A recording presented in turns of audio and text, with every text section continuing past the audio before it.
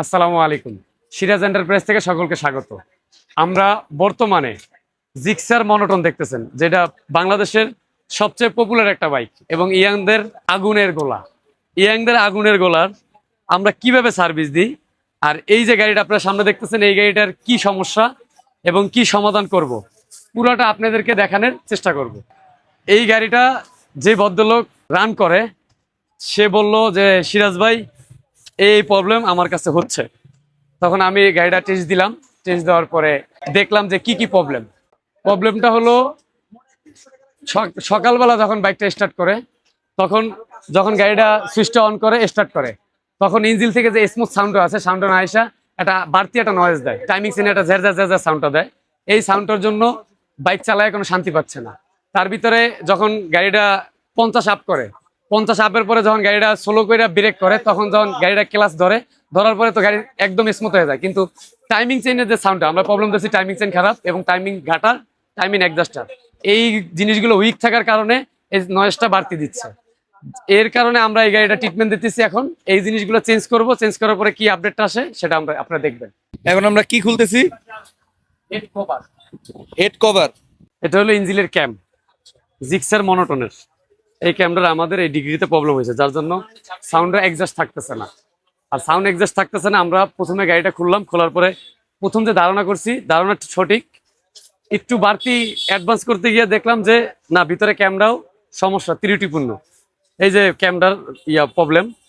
আর এই সেম জিনিসটা আমরা নতুন একটা ক্যাম থেকে দেখাবো যে নতুন ক্যামের কি পরিস্থিতি। এই যে নতুন ক্যামের ডিগ্রিটা 100 ডিগ্রিটা একদম স্পট করে গর্ত হয়ে গেছে, যার জন্য অনেকেই ইঞ্জিন টুইনিং করেন, কিন্তু সাউন্ড প্রপারলি কিছুদিন ঠিক থাকে, পরে আবার নষ্ট হয়ে যায়। আর যখন এই ক্যামেরা ইনটেক নতুন পড়বে ওই জায়গাটায়, তখন আর এই সাউন্ডটা থাকবে না। তখন আপনি ইঞ্জিন টুইনিং করে ছেড়ে দিবেন, স্মুথলি সাউন্ড হবে। যারা মনোটন চালান, যদি টেফিডের সাউন্ড বা টাইমিং চেনের সাউন্ড দুই একবার কাজ করার পরেও যদি সমাধান না পান, সেক্ষেত্রে ধরে নিতে হবে যে ক্যামের প্রবলেম, নয় টাইমিং চেন, নয় রোকার। এই তিনটা জিনিস ছাড়া গাড়ির সাউন্ড স্মুথ হবে না। এটা আমরা প্রপারলি চেঞ্জ করে দিচ্ছি। দেখেন, এটা হলো ইঞ্জিনের ক্যাম, জিক্সার মনোটনের হেডের ঠিক উপর বরাবর। এটার পরে আমরা বসাবো হেডের চাপা, ক্যামের চাপা। ক্যামের চাপাটা লাগানোর সময় খুব কেয়ারফুল ভাবে লাগাইতে হবে।